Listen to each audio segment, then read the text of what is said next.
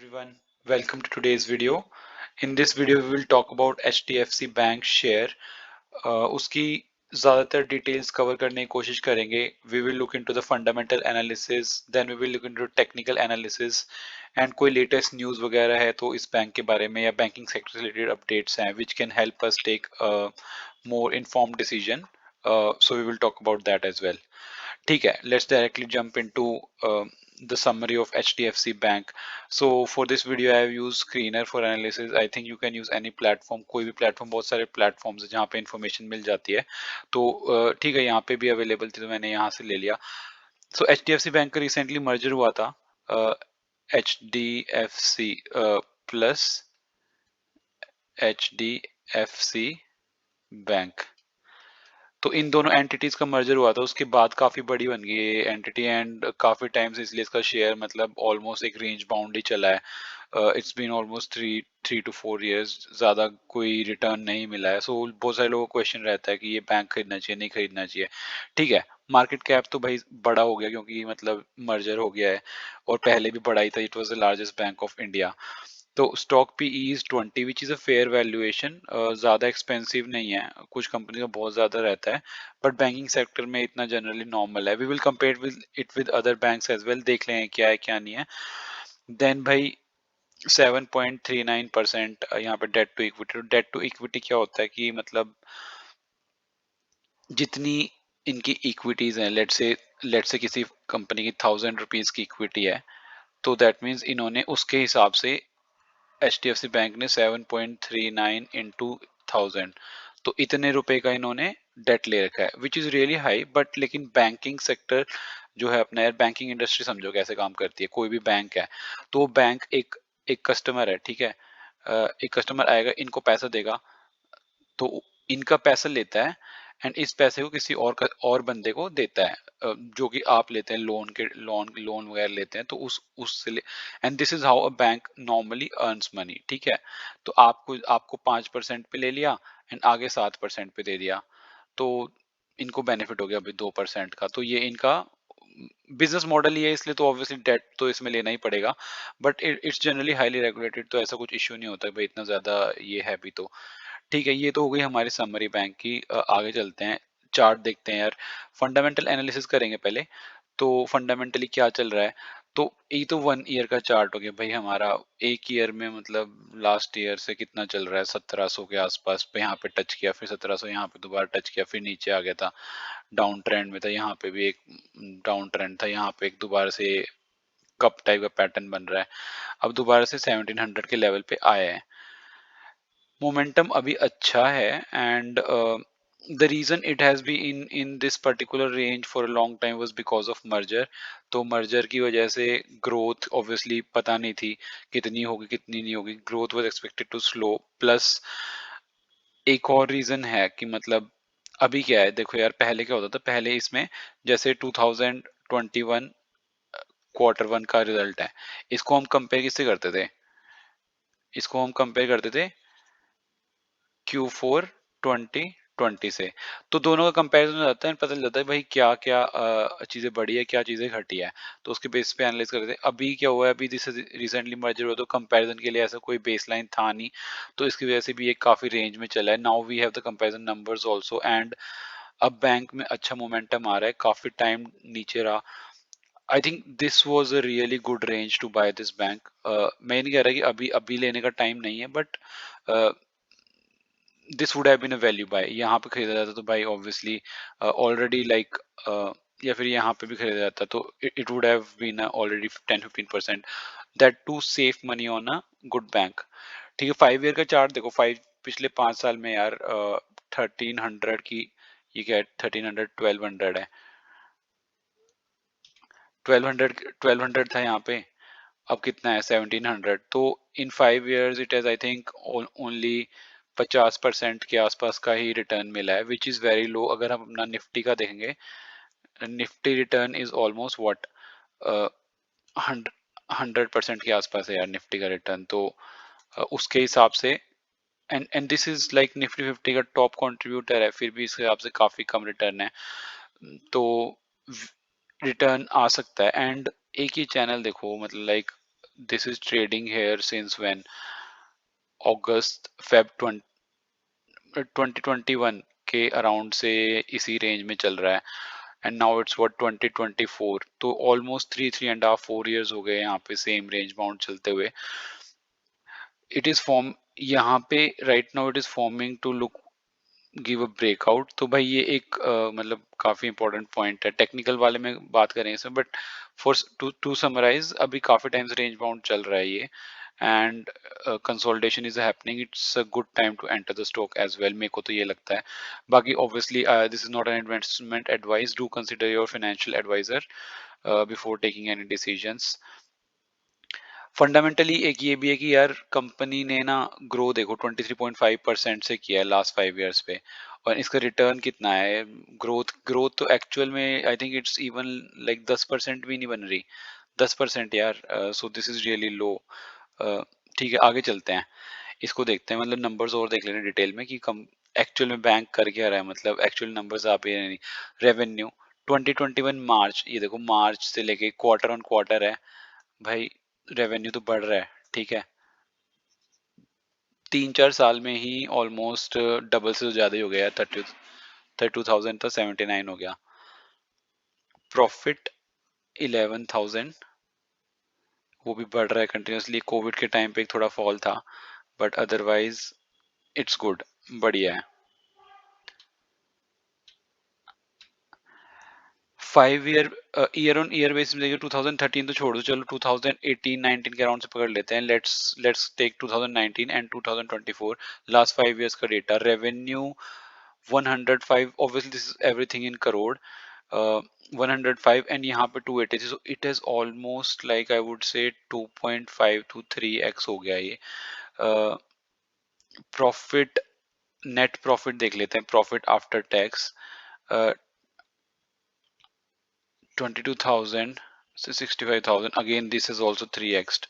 So the point I want to say is कि यार profit हमारे सब बड़े हैं, लेकिन यहाँ पे देखो, यहाँ पे हमारा पिछले 5 साल में 50% रिटर्न आया है, जबकि प्रॉफिट्स वगैरह 3x हो गए हैं. सो आई थिंक उस हिसाब से आई वुड से it is bit under valued right now. It's in a good good position, you know. अभी खरीदा जा सकता है ये बैंक का शेयर. नेक्स्ट नेक्स्ट चीज जो देखनी चाहिए यार, एक शेयर होल्डिंग पैटर्न मतलब हमेशा चेक करो. इससे क्या होता है, इससे ना पता चल जाता है कि भाई अगर प्रमोटर्स हैं, जैसे प्रमोटर्स बेच के निकल गए हैं, या फिर F I I D I आई ने मतलब शेयर होल्डिंग बढ़ाई है, तो उससे थोड़ा कॉन्फिडेंस आता है, because there are lot of shares. तो देखो, एक हो गए हमारे एफ आई आई, एक हो गए डी आई आई, एक हो गए प्रमोटर, एंड एक हो गई अपनी भाई पब्लिक, जो अपने रिटेल इन्वेस्टर्स होते हैं, आप और हमारे जैसे लोग. तो एफ आई आई NDIs, ये लोग जनरली मतलब they see some value and they do their thorough analysis, then they come and invest and buy. Public के ऊपर नॉर्म मतलब काफी केसेस में ऐसे होता है कि डंप किया जाता है चीज. सो यहाँ पे देखते क्या हुआ है, लाइक शेयर होल्डिंग 25 25 25 25. ठीक है, यहाँ पे कम हो गई, बट ये खरीदा किसने? ये एफ आई आईज ने खरीद लिया है, एन डी आई ने खरीद लिया, यहाँ से देखो 26. So this is fine, like it, ये तो जबरदस्ती खरीदा इन्होंने. And the main reason for this was the merger. Maximum cap लगी होती है कि भाई इतने से ज्यादा परसेंटेज आप नहीं होल्ड कर सकती कोई भी entity. So they had to let go of the shares. तो पिछले 1 1.5 2 साल में तो यही चल रहा है कि मतलब ये इन्होंने अपने ये निकाले हैं, एंड एफ आई एस ने खरीदे हैं, and this has been range bound. तो ये सारा everything, this merger is done and everything is complete. Bank is now performing separately. Merger से अब इतना कोई इम्पैक्ट होने नहीं वाला. सो ठीक है, this also looks fine, nothing ऐसा कुछ इश्यू लग नहीं रहा है. Now the next thing we should check is the PE. PE से क्या बोलते हैं? प्रॉफिट, सॉरी प्रॉफिट नहीं, प्राइस होता है भाई, प्राइस टू अर्निंग. ठीक है, तो प्राइस टू अर्निंग से क्या होता है कि मतलब पता चल जाता है कि अम, हमारा स्टॉक अंडर वैल्यूड है नहीं. उसके लिए मैंने एक सेपरेट वीडियो बनाया है, do consider watching that video to understand the details. But हाँ, लेकिन 5 साल का अगर हम देखें यहाँ पे, so it use to be here like 28 के अराउंड ट्रेड करा था, फिर गिर गया पी, फिर ऊपर आया पी. तो यहाँ पे मतलब लाइक भाई 28 26 के आसपास था ही, and then it is consistently fallen, and the reason for this is, अभी हमने प्रॉफिट्स देखे थे राइट, प्रॉफिट तो कंसिस्टेंटली ऊपर गए हैं राइट, लेकिन उसके हिसाब से शेयर प्राइस नहीं बढ़ा है, सो दैट मीन्स अगर ये consistent if it has to it is gaining momentum, or if it has to come up, so definitely the share price will be, we might see an increase in share price. Abhi to currently it is even below the average PE of last 5 years.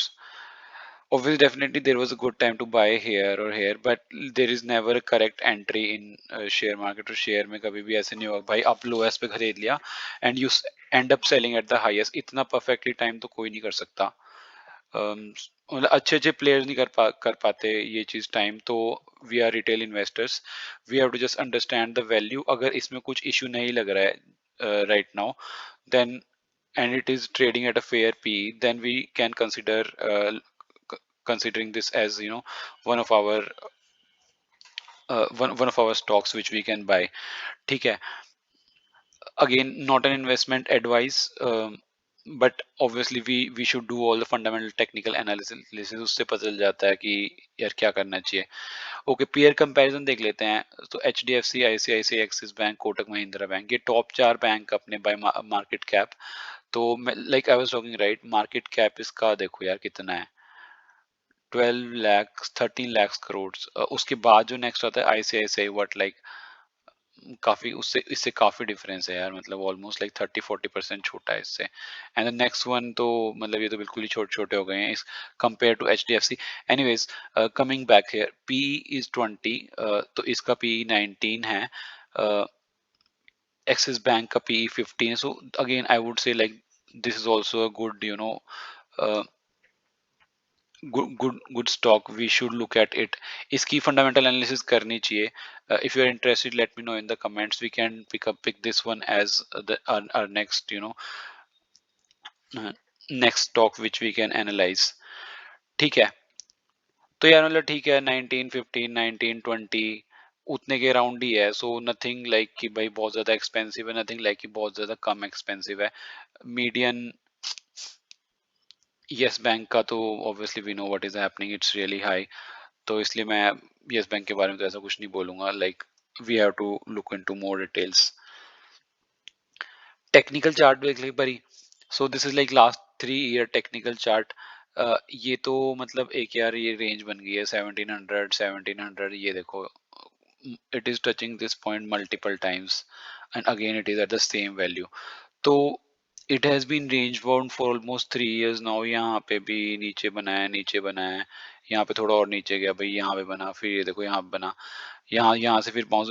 But this one looks like the momentum is there. अगर ये यहाँ पे breakout होता है, so technically तो obviously we can see here यहाँ पे काफी अच्छा रिटर्न मिल सकता है। So I will look for this particular range to be broken. भाई 1700 के ऊपर 40-50 पॉइंट जाता है, यहाँ पे क्लियर ब्रेकआउट मिलता है, तो definitely we will see a good momentum here happening in this stock।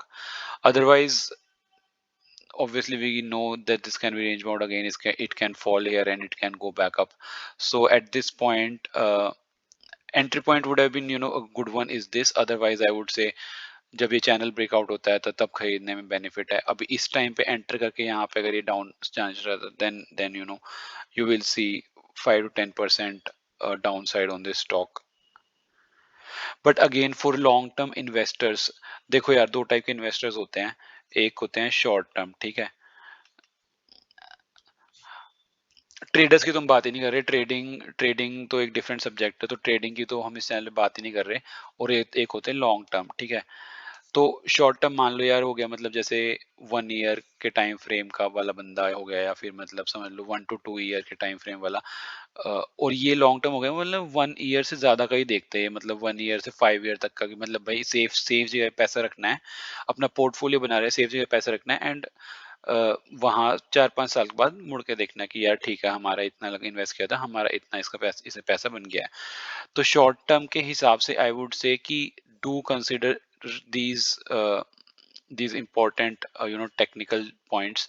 लेकिन कोई लॉन्ग टर्म इन्वेस्टर है तो definitely they can start doing SIP. अगर एसआईपी में इतना कोई लॉस नहीं होता, because you know even if it falls from this point, तो आपको एक डाउनवर्ड एवरेज करने का चांस मिलेगा in next SIP. And ultimately like we have discussed, PE fair value पे है. आई थिंक लॉन्ग टर्म में अच्छे रिटर्न्स आ सकते हैं इसमें. शॉर्ट टर्म के लिए definitely consider these important channels and these important resistance and support zones. ठीक है भाई, ये तो हमारी सारी इंफॉर्मेशन हो गई.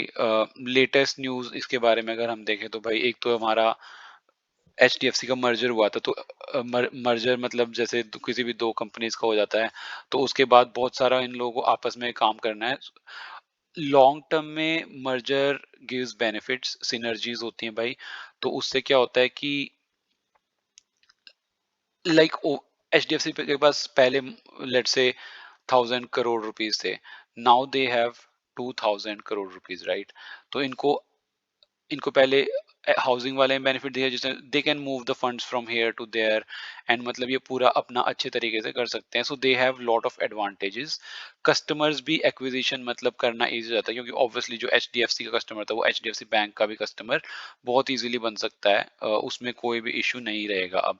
सो लॉन्ग टर्म में इसका बेनिफिट दिखता है. मतलब बंदा सोचे कि यार 6 महीने में 8 महीने में दिख जाएगा, तो ऐसा नहीं होएगा. बट लेकिन 2 इयर्स, 3 इयर्स ऐसे देखेंगे तो स्लोली स्लोली प्रॉफिट्स में इस चीज़ का बेनिफिट दिखने लग जाता है. So they are going in the right direction.